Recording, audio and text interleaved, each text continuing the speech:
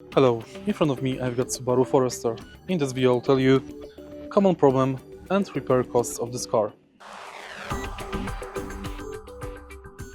Common issues include CVT transmission, especially fluid changes and sensor faults. Early FB25 engines, pre-facelift, had occasional oil consumption but improved after 2015.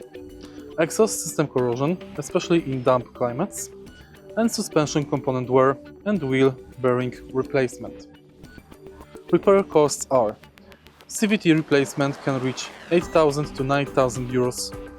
Fluid service advised every 50,000 to 60,000 kilometers for longevity. Oil change 150 to 200 euros.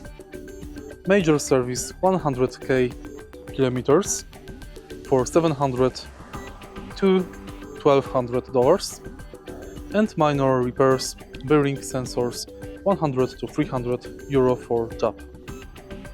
If you find this video helpful, please leave like, comment and subscribe.